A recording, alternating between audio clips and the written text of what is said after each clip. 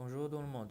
Aujourd'hui, on va continuer notre formation de SHE, normalisation de la sécurité dans les travaux de construction du bâtiment. Pour le matériel de construction, il est divisé en 6 éléments. Il est foreuse rotative, camion-pompe à béton, distributeur de béton hydraulique, poste de soudure électrique, chariot élévateur à fourche et aussi la nacelle télescopique. Le premier, c'est pour la foreuse de buts de fondation. Les matériels se sont inspectés et contrôlés par les personnels compétents lorsque sa livraison sur le site. Lorsque le matériel est au mouvement, les mesures nécessaires doivent être prises, c'est-à-dire observation visuelle, renforcement nécessaire ou etc. pour éviter toutes les collisions avec l'ouvrage structurel ou les renversements. La zone d'opération doit être évitée de lignes à haute tension, de tuyaux souterrains et de câbles enterrés qui entravent l'opération et doit être équipée de panneaux signalétiques ou de clôtures. Et les personnels extérieurs ne sont pas autorisés d'entrer. La zone d'opération doit être nivelée et compactée conformément aux exigences des instructions d'utilisation de force. Et la capacité portante de la fondation doit répondre aux exigences du matériel. Pendant le fonctionnement, l'équipement doit être vérifié fréquemment. En cas de conditions anormales, telles que bruit normal, lignes cassées, des boulons de fixation desserrés, la machine doit être arrêtée immédiatement pour être inspectée. Le forage doit être arrêté en cas de vent violent, de niveau 6 ou plus, c'est-à-dire plus de 40 km/h, ou en cas d'intempéries comme la pluie ou la neige. L'équipement doit être inspecté après le tempéré et le travail peut être pris qu'après avoir été contrôlé.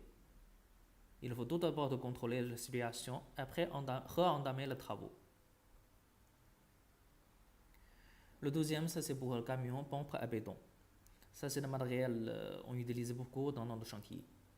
Avant que la pompe à béton arrive sur site, le responsable d'équipement doit recueillir le certificat de conformité, la carte grise, le certificat d'inspection annuel et d'autres informations nécessaires. Le camion pompe à béton doit être garé dans un endroit plat et solide, et des pieds doivent être soutenus par les cales de support. Et il ne doit y avoir aucun obstacle dans la zone de rotation de la flèche. Et il est strictement interdit de travailler sous la ligne à haute tension.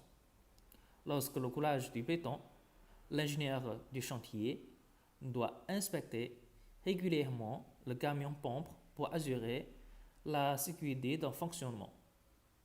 La flèche doit être ouverte dans un ordre pendant le fonctionnement. Et le fonctionnement est strictement interdit lorsque le vent est supérieur de 40 km/h. Pendant le coulage du béton, il convient d'affecter une personne au nettoyage de la route, afin que le travail soit terminé et que le site soit propre. Il doit y avoir une personne pour diriger l'entrée et la sortie du camion malaxeur.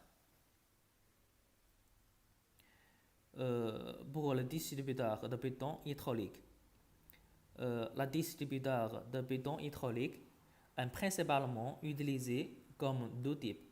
Premier, c'est sur le plancher. Le deuxième, c'est dans le cage d'ascenseur. Installation et démontage de matériel doit être préparé un plan spécial. L'opérateur doit être qualifié, un briefing technique et de sécurité doit être effectué avant l'opération. Le fonctionnement et entretien de matériel doit être la même condition de sécurité afin de répondre aux exigences générales, comme en cas de mauvaise visibilité, d'orage, de neige ou de brouillard, ou de vent qui est plus de 20 km par l'heure. Donc la machine ne doit pas être installée. Aussi l'élément d'autogrippant et de démontage. Pour tous les distributeurs, dans le cas d'ascenseur de type autogrippant, doit construire une plateforme d'opération de protection horizontale.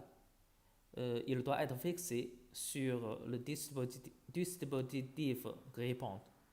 Écart entre les ports de plateforme d'opération et la structure, il faut inférieur de 100 mm. Il ne faut pas laisser beaucoup d'espace entre les deux.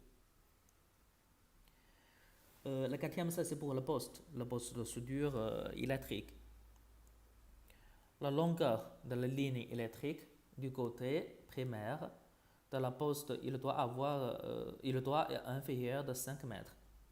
Et l'entrée de la ligne doit être équipée d'un couvercle de protection. Le coque de la poste de soudure doit être protégé. Le côté secondaire de la poste doit utiliser un câble en cuivre flexible, étanche et à ken une caoutchouc. La longueur du câble, il doit inférieure de 30 mètres. La poste en courant alternative biphrasée 380 volts doivent équiper un boîtier commande et une protection contre le choc électrique. L'anneau de lavage de la poste doit en acier rond lisse soudé. Les parts d'armature est interdite. Utilisation d'une poste de soudure pour l'opération de soudage, elle doit être à la campagne des équipements de protection individuelle comme le masque, le gant isolé, les chaussures isolées, l'opération de soudage à l'air libre sous la pluie est interdite.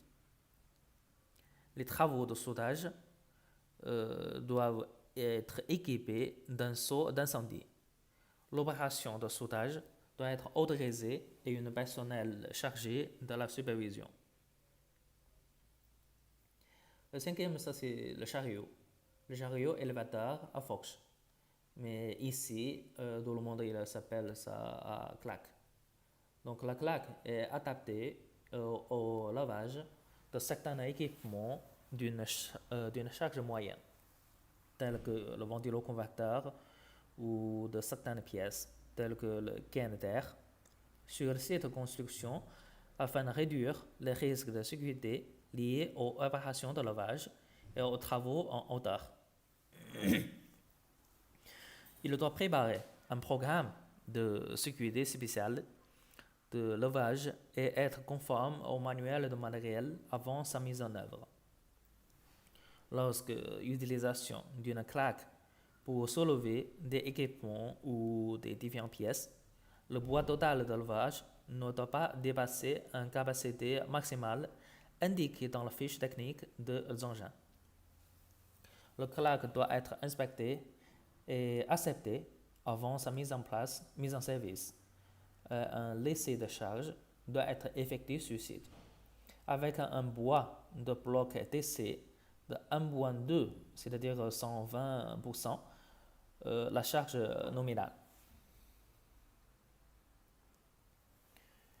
Donc, un briefing technique de sécurité doit être donné à l'opérateur.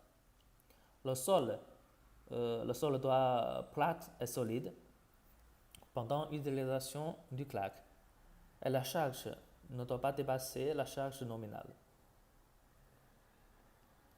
Lorsque deux pièces d'équipement sont soulevées ensemble avec deux claques, l'ordre doit être unifié et assuré par une responsable désignée par le directeur d'opération. S'assurer que le conducteur dispose de la formation et des informations nécessaires pour manutention, le claque. Le sixième, c'est le nacelle télescopique. Donc, ça c'est général pour les projets presque terminés et pour le lot de MEP. Pour inspection est requise avant que la nacelle entre sur site. Il ne doit pas mis en service qu'après la réception. L'opération de la nacelle télescopique doit être qualifiée par l'examen et obtenir un certificat d'exploitation avant d'être autorisée à opérer de manière indépendante. Et pas plus de 2 personnes ne peuvent travailler sur la même nacelle. Avant l'opération, il faut mettre équipement de protection du travail conformément à la règlement. Et la ceinture de sécurité doit être accrochée au point fixe indépendant. Donc, il est interdit d'utiliser une partie de chariot pour soutenir les autres structures ou d'utiliser le chariot comme un engin de lavage ou d'augmenter la surface de la plateforme ou d'utiliser à la surcharge. Lorsque la vitesse du vent qui atteint ou dépasse le degré 6, c'est-à-dire le 40 km par heure, pendant le fonctionnement à l'extérieur, donc il est interdit d'utiliser la nacelle. Mettre en place une bande d'alarme dans la zone d'opération de la nacelle. Donc interdiction de travail, de se tenir au bout et de marcher sous la plateforme d'opération. Et un superviseur si nécessaire. La plateforme doit être récupérée à temps après utilisation. Et il est interdit de rester en latitude pendant une longue période lorsque la plateforme d'exploitation n'est pas en service. Voilà, ça c'est tout le contenu pour ce chapitre. Donc, il y a 5 questions. Quels sont les risques possibles du foreuse du bœuf? Comment éviter ce danger? À quoi doit-il faire attention lorsque manipulation d'un camion pompe à béton? Dans quelles circonstances l'exploitation est-elle interdite? Combien de types de distributeurs de béton existent-ils?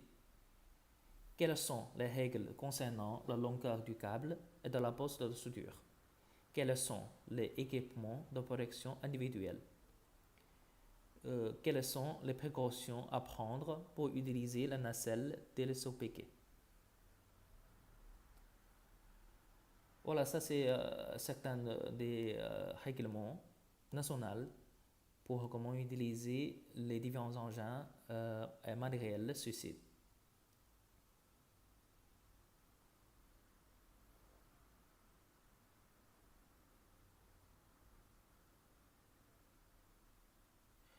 Voilà, merci à tout le monde.